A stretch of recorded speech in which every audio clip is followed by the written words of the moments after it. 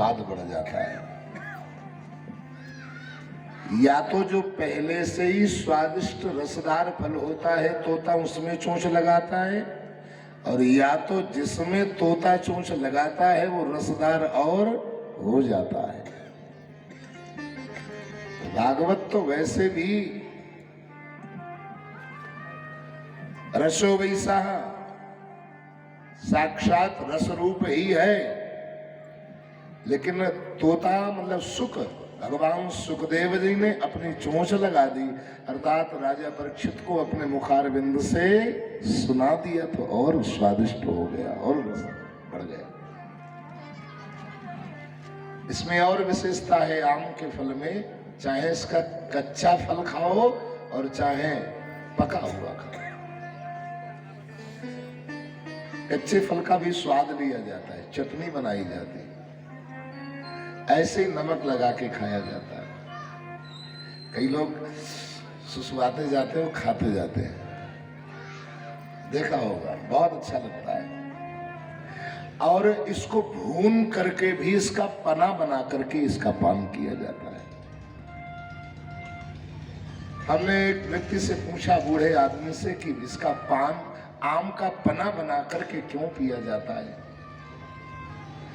उसने कहा, महाराज जी, जो गर्मियों में लू चलती है ना, और जो आम का पना बना करके पी लेता है, उसको गर्मियों की लू का प्रभाव प्रभावित नहीं करता, बीमारी नहीं लगती। ऐसे ही कलयुग रूपी लू चल रही हो, जिस समय कलयुग की बीमारी चल रही हो, तो कलयुग रूपी लू रूपी बीमारी से यदि बचना हो चाहो तो भागवत रूपी आम का पना बना करके उसका 7 दिन तक पान कर लो, तो जैसे गर्मियों की लू चलने का प्रभाव नहीं लगता है, ऐसे ही जो भागवत रूपी आम का पना बना करके पान कर लेता है जीवन में, उसको कलयुग रूपी आंधी का लू नहीं लगता है, समाप्त हो जाता है। भागवत की दिव्य महिमा बताई, उसके बाद में बताया इसका रचना कैसे हुई। सरस्वती नदी के किनारे वज्रिकाश्रम में सम्यक प्राश नाम का वेद व्यास भगवान का आश्रम है। एक बार असंतुष्ट जनक अवस्था में मुरझाए हुए बैठे थे, श्री नारद जी महाराज का पदार्पण व्यास भगवान के आश्रम पर हुआ। व्यास भगवान को बड़ी प्रसन्नता हुई, लेकिन असंतुष्टि का चेहरा बता देता है। नारद जी ने पूछा, क्या कारण है, आप असंतुष्ट क्यों लग रहे हैं? तो नारद जी ने अपने असंतोष का कारण पूछा। 17 पुराण, 4 वेद, 6 शास्त्र, उपनिषद, दर्शन ग्रंथ सभी की रचना करी, लेकिन अभी हमें संतुष्टि नहीं मिल पा रही है। तो नारद जी ने पहले अपने पूर्व जन्म की कथा श्री व्यास भगवान को सुनाई कि मैं दासी का पुत्र था, मेरी मां संतों के आश्रम में जाकर के रहने लगी, गौओं की सेवा करती, संतों की सेवा करती, साथ में बैठ करके भजन करती, और उच्चिष्ट लेपा अनुमोदितो दुजय है, संतों का, ब्राह्मणों का जूठा भोजन खाने से मेरी मैया के सारे पाप नष्ट हो गए। मैं संतों के साथ में मुझे भी आनंद आता, यद्यपि मैं गर्भ में ही था। बच्चे के संस्कार 3 जगह से बनते हैं। नंबर 1 में माता के गर्भ से, नंबर 2 में पिता की गोद से, और नंबर 3 में गुरु के स्कूल से।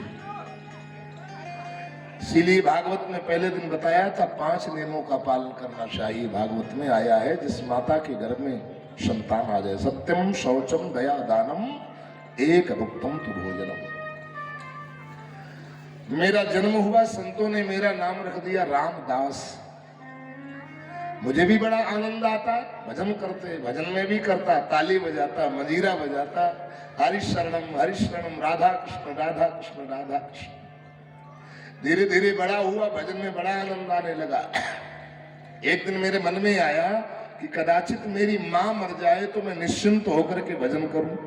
क्योंकि माँ बूढ़ी हो गई है, इसकी सेवा करनी पड़ती है। भगवान ने हमारी सुन ली क्या? एकदा निर्गता गेहात् दुहन्ते निशिगाम पथे शरपोदसत्पदास्पृष्टा कृपणाम कालचयोदिता। एक बार गौशाले में गौदोहन करने के लिए मेरी माँ जा रही थी। रास्ते में लंबी लंबी घास, उसमें एक काला काला सर्प पड़ा हुआ था, मानो काल ही लेटा हुआ था। अचानक धोखे से मेरी मैया का पैर पड़ गया, उसने डंक मार दिया, मेरी माँ की वहीं पर मृत्यु हो गई। मुझे पता चला, मैं बहुत दुखी हुआ। बाद में आकाशवाणी हुई, नारद जी भगवान का प्रत्येक विधान मंगलमय होता है, क्यों परेशान हो रहे? मुझे संतुष्टि मिली। एकांत में एक नदी के किनारे पीपल के वृक्ष के नीचे बैठ करके भगवान का निश्चिंत होकर के भजन करने लगा। आकाशीय बिजली जैसी तड़की हमारा भौतिक शरीर के ऊपर गिरी, यह शरीर नष्ट हो गया।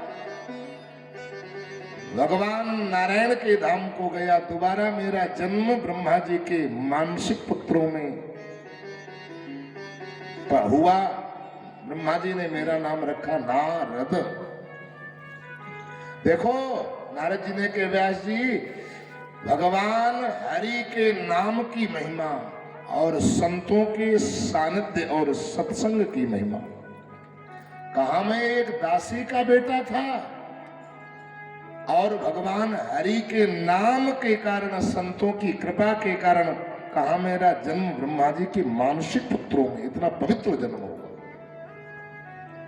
भगवान को ब्रह्मा से मच्छर और मच्छर से ब्रह्मा बनाने में देर नहीं लगती है। ब्रह्मा जी ने कहा भैया गृहस्थी का पालन करो, गृहस्थाश्रम में प्रवेश करो। नारद जी ने कहा ना ना ना, मैं तो अखंड ब्रह्मचर्य का पालन करता हुआ भजन करूंगा। देवदत्ताम इमाम वीणाम, देवदत्ताम इमाम वीणाम स्वरब्रह्म विभूषिताम मूर्छयित्वा हरिकथाम गायमानाश्चराम्यहम्। ब्रह्मा जी ने हमें देवदत्त नाम की वीणा प्रदान कर दी और कहा इसको लेकर के जाओ, सर्वत्र हरि के नाम का प्रचार प्रसार करो। नारद जी महाराज आज भी वही वीणा बजाते हुए सर्वत्र हरि नाम का गायन करते हुए विचरण किया करते हैं। इसीलिए इतने जो हरि कृपालु हैं, दयालु हैं, आपने समस्त उनके चरित्रों का वर्णन किया है, लेकिन अभी श्रीमद् भागवत महापुराण की रचना नहीं करी आपने। अन्य पुराणों में ज्ञान है, वैराग्य है, भक्ति भी है, लेकिन सुसुप्त अवस्था में है। श्रीमद् भागवत महापुराण एक ऐसा पुराण है जिसमें भक्ति महारानी नाच रही है अपने ज्ञान और वैराग्य पुत्रों के साथ में, प्रसन्नता के मारे। इसलिए तुम भागवत की रचना करो। आज वेद व्यास भगवान नारद जी के बताए जाने के अनुसार 4 श्लोकों को प्राप्त करके और 4 श्लोकों के अनुसार 18,000 श्लोकों में भागवत की रचना करी। लेखन का कार्य गणेश भगवान ने किया। भागवत का शुभारंभ वहीं से होता है जहां से महाभारत का अंत होता है। महाभारत में 100 कौरव हैं, 5 पांडव हैं। महाभारत युद्ध के पूर्व भगवान कृष्ण विश्राम कर रहे थे। दुर्योधन और अर्जुन दोनों लोग भगवान के पास में मदद मांगने के लिए गए। भगवान ने पहले दुर्योधन से पूछा, कहिए तुम्हें क्या चाहिए? क्या मतलब? भगवान ने युक्ति अपनाई कि दोनों मदद मांगने के लिए आए हैं और दोनों की सहायता करनी है, और मैं अकेला हूं तो एक उपाय सोचा। एक तरफ अपनी नारायणी सेना खड़ी कर दिया और एक तरफ स्वयं निहत्थे भगवान खड़े हो गए। दुर्योधन से कहा, कहिए तुम्हें क्या चाहिए? दुर्योधन ने मन में विचार किया कि वहां माखन मिश्री की चोरी तो करनी नहीं है, वहां गोपियों में बैठ करके चिकनी चुपड़ी बातें तो करनी नहीं है, वहां गौएं तो चरानी नहीं है, अरे वहां बंसी तो बजानी नहीं है, वहां तो युद्ध करना है ना, अरे वहां रासलीला तो करनी नहीं है। और ये कन्हैया युद्ध करना क्या जाने, तो चिकनी बातें करना जानता है, माखन चोरी करना जानता है, बंसी बजाना जानता है, नाचना गाना जानता है। सुनो, तुम नहीं, तुम्हारी सेना चाहिए। भगवान ने कहा ले जाओ। अर्जुन से कहा अर्जुन तुम्हें क्या चाहिए? अर्जुन की आंखों से आंसू झरझर झरझर गिर रहे। बोले गोविंद आप हमारे हो जाओ, लेकिन आपने बहुत बड़ी एक गलती कर दी है। भगवान ने कहा अर्जुन गलती और मैंने? बोले हाँ। अरे ठीक तो हो ना, आपने बहुत बड़ी गलती कर दी है।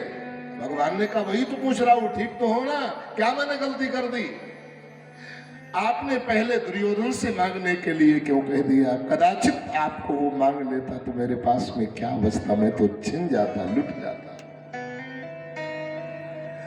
आप ही तो सर्वस्व निर्धनों के धन हो, आप ही तो सबसे बड़े खजाना हो, आप ही तो सबसे बड़े महाधन हो। कबीर दास जी का दोहा आपने पढ़ा होगा, कबीरा सब जगह निर्धना,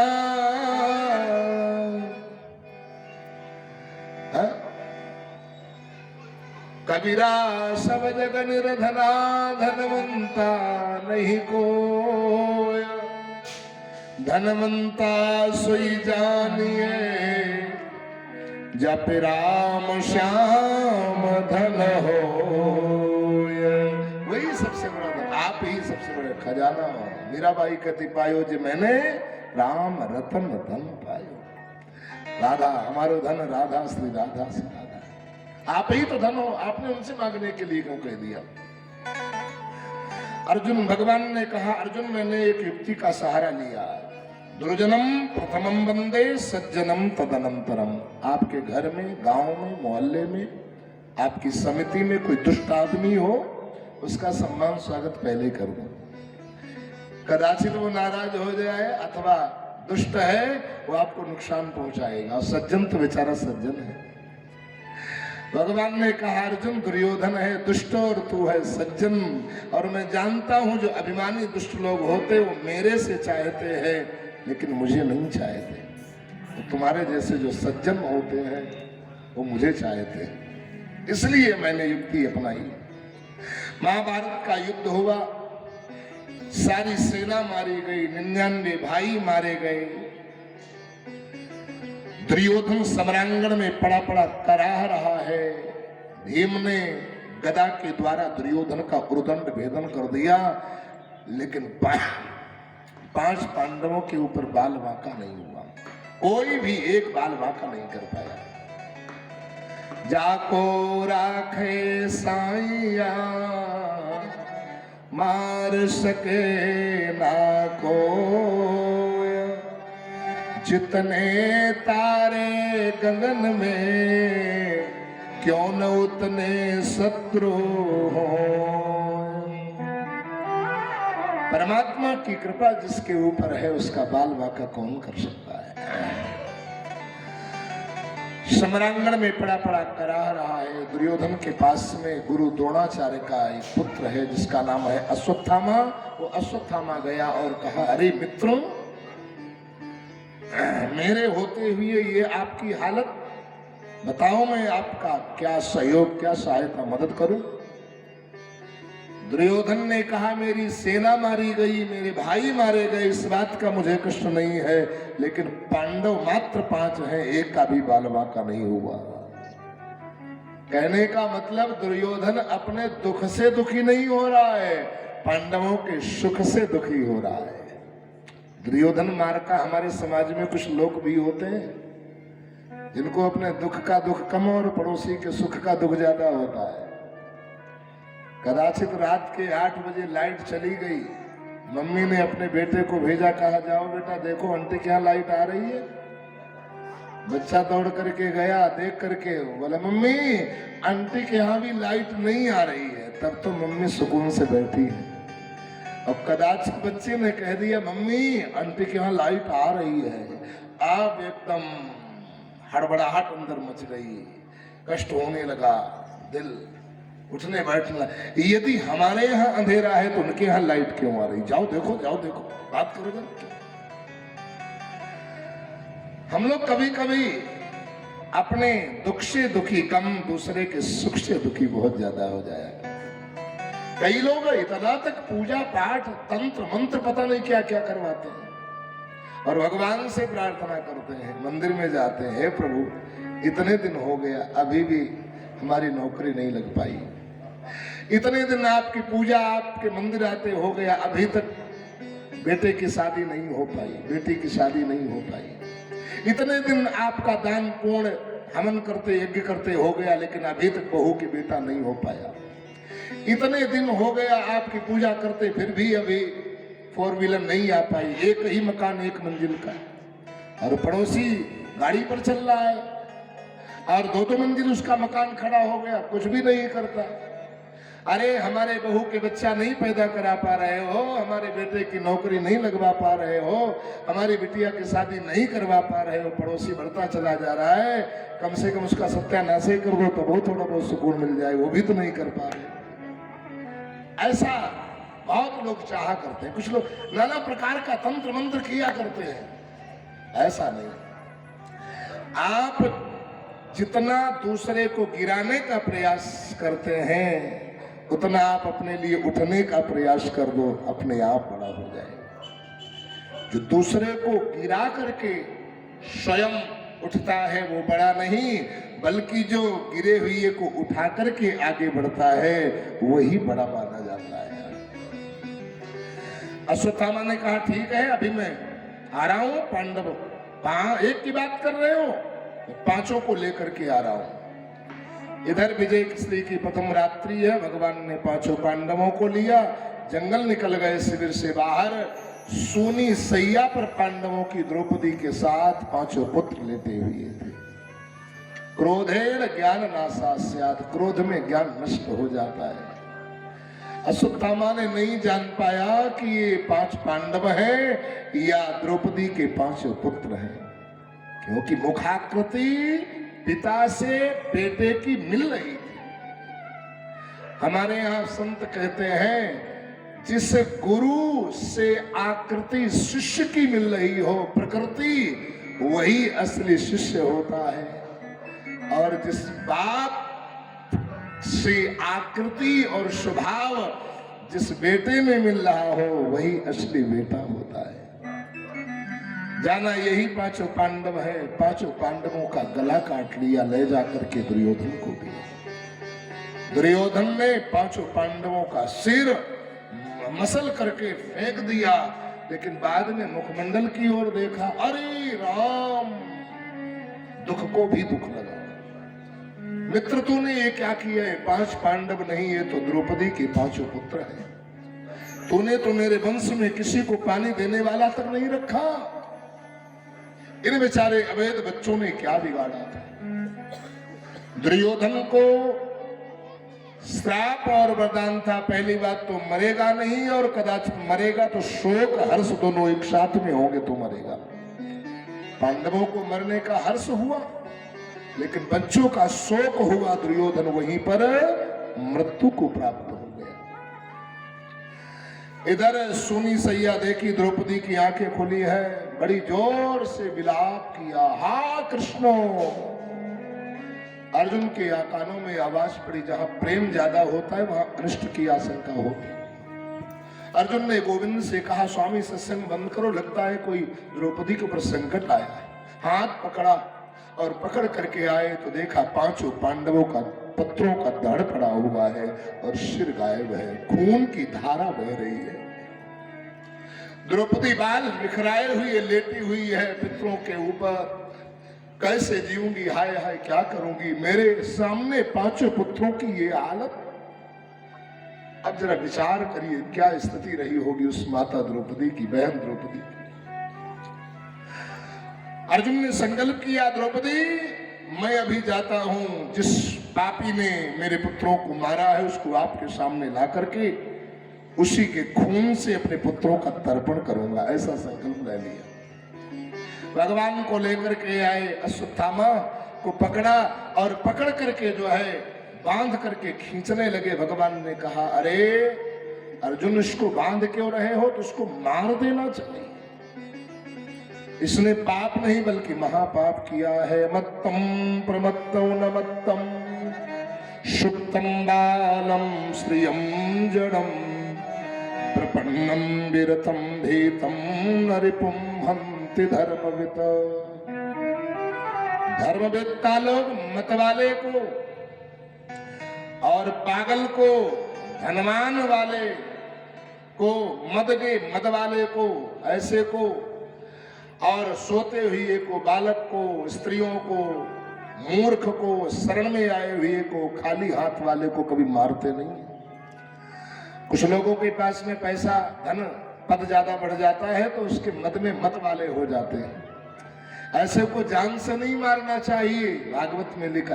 क्योंकि आप सभी लोग, जहाँ आपके सामने कई ऐसे होंगे झोपड़ी वाले कोठी में पहुंच गए होंगे और कोठी वालों की कोठियां बिक करके झोपड़ी में फुटपाथ पर आ गए होंगे।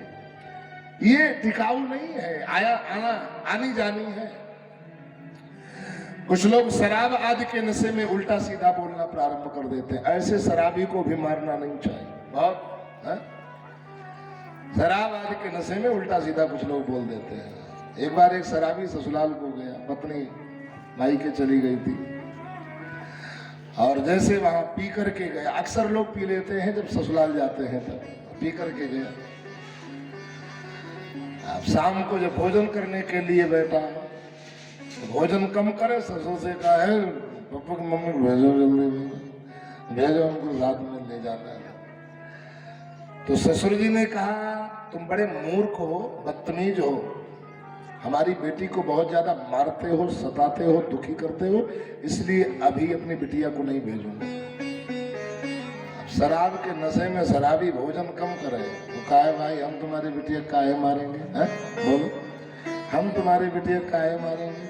जैसे तुम्हारी बिटिया ऐसे हमारी बिटिया, जैसे तुम्हारी बिटिया। धन्य है। ससुर ने कहा, मूर्ख, पत्नी को बिटिया बता रहे। तो क्रोध है, ये ज्ञान नष्ट, शराब में ज्ञान नष्ट हो जाता है। पता नहीं क्या क्या उल्टा सीधा, उसको स्वयं पता नहीं होता है कि मैं क्या बोल रहा हूं। एक बार एक शराबी रास्ते पर, चौराहे पर घूम रहा था। राजा साहब हाथी पर बैठ करके आ रहे हैं। जैसे देखा है, वे राजन पड़वा लिए घूम रहा, बेचेगा। राजा साहब जान गए दूसरा कोई बोल रहा है, बचा करके लेकर के गए। सुबह सिपाही को भेजा, कहा जाओ उस शराबी को बुला के लाओ। राजा ने कहा, कहिए महोदय, शाम को चौराहे पर हमारा पड़वा तुम ही खरीद रहे थे, इस समय बेच रहा हूं, खरीदो। रोता हुआ गिड़गिड़ाने लगा, चरणों पर गिर पड़ा। सरकार, आपका पड़वा खरीदने वाला शाम को आया, रात में ही न मालूम कहाँ चला गया, मैं तो आपकी प्रजा हूं। राजा साहब ने कहा, देख लिया, ऐसे शराबी को जान से कभी मारना नहीं चाहिए। कुछ लोग पागल जैसे होते उल्टा सीधा बोलना प्रारंभ कर देते। बरेली में सदरगंज कार्यक्रम होता है। पहली बार जब मैं गया, भादव के जन्माष्टमी के अवसर पर, आहा, तो एक पागल वहां आए। 2-4 बार कथा के बीच में कह जाए, किसी से बोलूंगा नहीं और महाराज जी को छोड़ूंगा नहीं, किसी से बोलूंगा नहीं महाराज जी। 2-3 दिन हुआ तो कमेटी के लोगों को बुलाया। हमने कहा, क्या ऐसी कोई बात मैंने बोल दिया है इसको, ये क्यों ऐसा? तब लोगों का महाराज जी स्वतंत्र होकर कथा कही, ये पागल है, तब उसको भगाया गया। तो ऐसे पागलों को भी कभी जान से मारना नहीं चाहिए। स्त्रियों को नहीं मारना चाहिए, सुप्तम सोते हुए को नहीं, और बालक को नहीं मारना चाहिए। जैसे कहा अर्जुन ने कहा, गोविंद आप कह रहे हो बालक को नहीं, सोते को नहीं, और मेरे 5 पुत्र बाल्यावस्था में थे और 5 सो रहे थे। इसने अपराध नहीं, महा अपराध किया है। मैं तो मार देता, लेकिन द्रौपदी से वचन देकर के आया हूं, जो तू कहेगी वही करूंगा। आज बांध लिया और खींचते हुए, तथा हतम पशुवत पासबद्धम मवांग मुखम कर्म जुगुप्सितेन निरीक्ष्य कृष्णापकृतं गुरोर्षितं वामस्वभावा कृपया ननां च पशुवत पास बद्धम, उसको पशु की भांति अर्जुन खींचते हुए लिए जा रहे हैं। मवांग मुखम, मारे शर्मिंदा के मारे उसका सिर मुख नीचे को झुका हुआ है। क्यों? कर्म जुगुप्सितेन, जिसने समाज में निंदनीय कर्म किए हैं, जिसने समाज में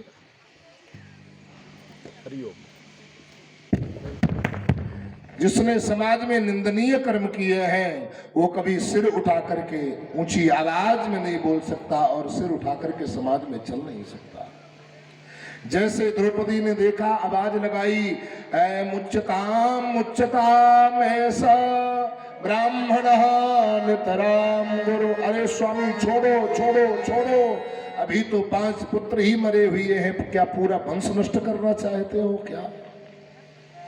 ब्राह्मण नितराम गुरु, कोई साधारण व्यक्ति हो अन्य वर्ण का, उससे मंत्र लिया जाए, दीक्षा ली जाए, तब वो गुरु होता है, लेकिन ब्राह्मण तो जन्म से ही शुद्ध गुरु होता है।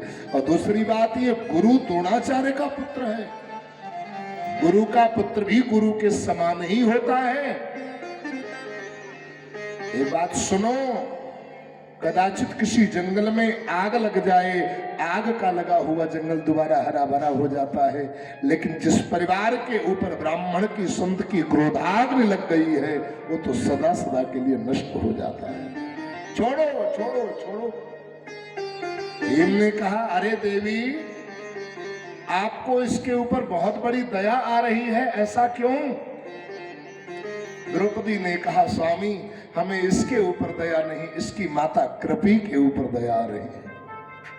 माताओं का जीवन पराश्रित होता है, 2 लोगों के आश्रित अपना जीवन गुजार देती हैं, या तो पति के सहारे और या तो बच्चों के सहारे। मेरे बच्चे नहीं हैं, पति तो हैं आप लोग, लेकिन इस माता कृपी से पूछो, द्रोणाचार्य पहले ही मृत्यु को प्राप्त हो गया है, इसकी माता के जीवन का सहारा इसका बेटा रह गया है, और इसको भी यदि मार देंगे तो इसकी माता किसके सहारे जिएगी?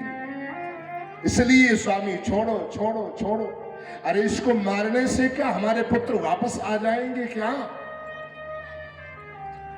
भीम ने कहा, अर्जुन तुम भले छोड़ दो, लेकिन मैं छोड़ने वाला नहीं। नकुल सहदेव ने कहा, बड़े भैया से भी थोड़ा परामर्श ले लिया जाए, धर्मराज युधिष्ठिर से। युधिष्ठिर ने कहा, जहां सबसे बड़े निर्णायक भगवान कृष्ण हो, वहां मेरे से क्यों पूछ रहे, भगवान से पूछो। अर्जुन ने गोविंद से कहा, महाराज ये ब्राह्मण भी है, पापी भी है, बोलो इसको मारा जाए या छोड़ा जाए, क्या किया जाए? भगवान ने कहा, मेरे से पूछ रहे? बोले हाँ। भगवान ने कहा, ब्रह्म बंधुर न हंतव्यम आतताई वधा। ब्राह्मण को मारना नहीं चाहिए और आदिताई पापी को कभी छोड़ना नहीं चाहिए। अर्जुन ने कहा, महाराज ये शंका का समाधान कर रहे हो या और ज्यादा हमें शंका में डाल रहे हो? अब विचार करो, भगवान ऐसी बात क्यों कर रहे हैं? एक माने में भगवान अर्जुन के धर्म की परीक्षा ले रहे हैं। परीक्षा क्यों ले रहे हैं? भगवान कृष्ण अर्जुन के क्या है? अरे मामा के बेटे तो हैं ही, सारथी तो है ही, सखा तो है ही, भाई तो है ही। एक माने में अर्जुन के कृष्ण गुरु भी लगते हैं। महाभारत के समय कुरुक्षेत्र के मैदान में, हरियाणा की भूमि, अर्जुन ने गुरु के रूप में स्वीकार किया था। शिष्यस्ते हम साधनाम ताम प्रपन्नम, प्रभु मैं आपका शिष्य हूं, आप हमें ज्ञान दीजिए। और जब गुरु रूप में स्वीकारा था, तभी भगवान कृष्ण ने गीता का ज्ञान अर्जुन को दिया था। महाभारत युद्ध के प्रारंभ में गीता का ज्ञान दिया, और गुरु ज्ञान देता है, समय आने पर उस ज्ञान की परीक्षा भी लेता है। आज महाभारत का युद्ध जब समापन हुआ, तब उस ज्ञान की मानो अर्जुन की परीक्षा भी ले रहे हैं। धर्म की परीक्षा आपत्ति काल में पता चलती है। इस लोगों को इकट्ठा किया है बाबा जी ने, इन लोगों की परीक्षा आपत्ति काल में होती है। बोले धीरज धर्म मित्र अरुणारी धीरज धरम मित्र आइए बाबा मित्र धीरज धरम धीरज धरम मित्र अरुणारी धीरज धरम मित्र अरुणारी आपद काल पर चारे आपत काल पर चारे आपत काल पर चारे। चार लोगों का पता आपत्ति काल में चलता है। आप कितने धैर्यवान हैं। मित्र, आपका मित्र सगा खास कौन है, और नारी धर्म, ये चार लोगों का पता आपत्ति काल में चलता है।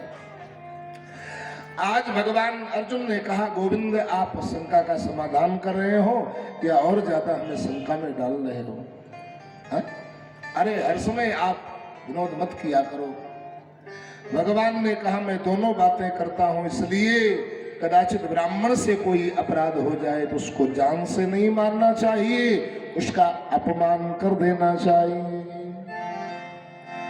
गोली का मारा हुआ व्यक्ति दोबारा आपके सामने आ सकता है, लेकिन बोली जिसके लग गई है दोबारा आने में संकोच करेगा। बाण का घाव तो भर जाता है, लेकिन बाणी का घाव जिंदगी में कभी पूरता नहीं है। नाना प्रकार के दुख बताए गए हैं संसार में, लेकिन बाबा जी कहते हैं अपमान से बढ़कर के दुनिया में कोई दुख नहीं है। यद्यपि जगदा ऋण दुख नाना, सबते कठिन जाते अपमान। जगत जगला ऋण दुख नाना, सबसे कठिन जाति अपमाना। संभावित कहूँ अपजस ना हो, संभावित कहूँ अपजस ना हो। मरण कोटि समदारो मदारो, कोटि समदारो मदारो। संभावित कहूँ अपजस ना हो, मरण कोटि समदारो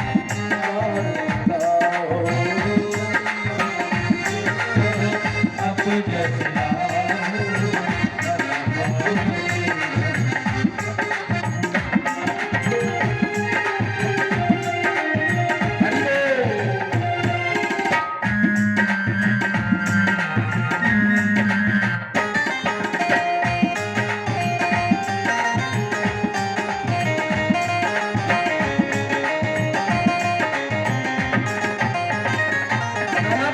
दुख बताए गए हैं संसार में, लेकिन अपमान से बढ़कर के दुनिया में कोई दुख नहीं है।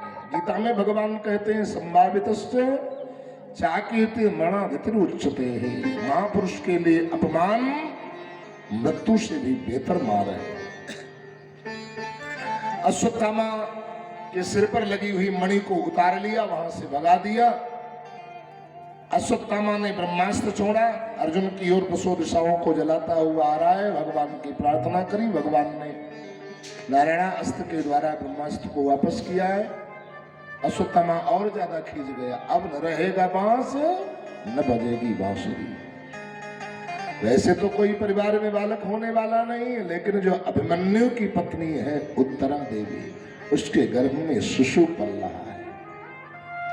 आइए उत्तरा का गर्भ नष्ट कर दिया जाए। भगवान कृष्ण द्वारिका की ओर जा रहे थे तैयार होकर के, तब तक क्या देखा, एक बाल विधवा स्त्री दौड़ी हुई आई और भगवान के सामने हाथ जोड़ करके प्रार्थना करने लगी। क्यों? क्योंकि अश्वत्थामा ने दोबारा ब्रह्मास्त्र उत्तरा के गर्भ के ऊपर छोड़ दिया, गर्भ नष्ट करने के लिए कुपित होकर के। उत्तरा ने भगवान की प्रार्थना करी, पाहि पाहि महायोगिन देव देव जगत्पते नान्यं तदभयं पश्या यत्र मृत्यु परस्परम। गोविंद त्राहि मां शरणं गता, मैं आपकी शरण में हूं, रक्षा करो रक्षा करो रक्षा करो गोविंद। एक उत्तरा ने बड़ी सुंदर बात कही, न अन्यम तद भयम। गोविंद में आपके अलावा अन्य किसी दूसरे को न जानती हूं, न पहचानती हूं, न बुलाती हूं, केवल आपकी शरण में। और भगवान गीता में स्वयं अपने मुखारविंद से कहते हैं, अनन्याश्चिन्तयन्तो माम ये जना पर्युपासते तेषां नित्याभियुक्तानां योगक्षेम वहाम्यहम्। भगवान गीता में कहते हैं, अनन्य भाव से जो मेरी शरण में आ जाता है और मेरा मुझे भजता है, अनन्य का मतलब मेरे अलावा फिर अन्य दूसरे को जो जानता ही नहीं है, उसकी सारी जिम्मेदारी हमारी हो जाती है। कैसे? भगवान ने कहा, जैसे अबोध बालक की जिम्मेदारी माँ की होती है, ऐसे करूं सदा तिनकी रखवारी, और जिमि बालक राख महतारी। देखो, द्रौपदी ने भी भगवान का सहारा लिया था, उत्तरा ने भी, लेकिन द्रौपदी के लिए भगवान ने विलंब किया, क्योंकि द्रौपदी ने पहले सबका सहारा लिया, ससुर का, गुरु का, 5-5 पतियों का। भगवान नहीं आए, शासन खींच रहा है, लेकिन जब किसी ने सहारा नहीं दे पाया, तब फिर रुक्मणी बैठी थी, अरे गोविंद जाओ स्वामी जाओ, आपकी बहन है, लाज चली जाएगी। भगवान ने कहा, देवी अभी रुक जाओ। अरे सबका सहारा समाप्त हो गया, टूट गया, छूट गया। भगवान ने कहा, अभी उसको अपने हाथों का सहारा है। और द्रौपदी ने जकड़ करके साड़ी को अपने हाथों से पकड़ा, कैसे खींच पाएगा। लेकिन जब हाथों का बल समाप्त हो गया, तब रुक्मणी ने कहा, अरे स्वामी अब तो जाओ, तुम्हारी बहन की लाज चली जाएगी। भगवान ने कहा, देवी अभी रुक जाओ, अभी उसको और एक सहारा है। काहे का? बोले, अभी उसको दांतों का सहारा है। हाथों का सहारा टूट गया तो कटकटा करके दांतों से पल्लू दबाया, बोले खींच दो, कैसे खींच पाएगा। लेकिन जब दांतों का भी सहारा छूट गया, तब ऊपर को हाथ उठा दिया, कंप्लीट सरेंडर, पूर्ण समर्पित। हे द्वारिका नाथ अरोध मेरो, मैं शरण आपकी, अब आपकी हूं। बस भगवान बाद में आए और पीतांबर पहले भेज दिया, कहा जाओ मेरी बहन की रक्षा करो। भगवान वहां प्रकट होकर के गए, वस्त्रावतार ले लिया। बाद में द्रौपदी ने कहा, गोविंद बड़े निष्ठुर हो। बोले क्यों? इतना विलंब क्यों कर दिया, इतना देर क्यों कर दिया? भगवान ने कहा, बहन जी गड़बड़ी तुमने करी है, विलंब मैंने नहीं किया। क्यों? अरे बोले पगली, तूने द्वारिका वासी कहा, इसीलिए हमें द्वारिका से आना पड़ा, इसलिए थोड़ा विलंब हो गया। तुझे कह देना चाहिए, हे घट घट वासी श्याम सुंदर प्रकट हो जाओ, तो वही घट से प्रकट हो जाता। और आपकी रक्षा, सर्वं खल्मिदं ब्रह्म हरि व्यापक सर्वत्र समाना, प्रेम से प्रकट हो ही मैं जान। हम लोग भी कभी कभी सबका पहले सहारा लेके देख लेते, बाद में भगवान का सहारा लेते। बच्चा संसार में आता है ना, तो माता का सहारा लेता है, माँ माँ माँ। और थोड़ा जब बड़ा हो जाता है तो पिता का सहारा हाथ पकड़ता है, पिता पिता, क्योंकि तुम्हारे अलावा हमारा कोई नहीं, पिता से कहता है। और जब बड़ा होता है तो मित्रों का, भाइयों का सहारा लेता है, दोस्त तुम्हारे अलावा दुनिया में हमारा कोई नहीं। और जब बड़ा होता है तो पत्नी का सहारा लेता है कि बस तुम ही मेरी प्राण हो, तुम ही मेरी अर्धांगिनी, सर्वस्व तुम ही, तुम्हारे अलावा दुनिया में हमारा कौन है। और जब बड़ा हो जाता है, वृद्धावस्था आती है, बच्चे जब बड़े हो जाते हैं तो पत्नी का हाथ छोड़ करके बच्चों से कहता है, बेटा तुम ही मेरे सर्वस्व हो, तुम्हारे अलावा दुनिया में हमारा कोई है और कौन है। लेकिन जब ज्यादा समय तक पड़े पड़े चारपाई पर हो जाता है, बच्चे सुनी अनसुनी करना प्रारंभ कर देते हैं, कहना नहीं मानते, बुलाने से पास में नहीं आते, तब अपने दोनों हाथ ये अज्ञानी जीव हम लोग ऊपर उठाते हैं, कहते हैं, हे गोविंद अब तुम्हारे अलावा हमारा कोई नहीं है, तुम ही हमारे हो। भगवान कहते हैं, बना करके देख लिया सबको, पहले विचार करो, बार बार हमें प्रेम पात्र बनाने पड़े, बार बार बदलने पड़े, इसका कारण क्या है।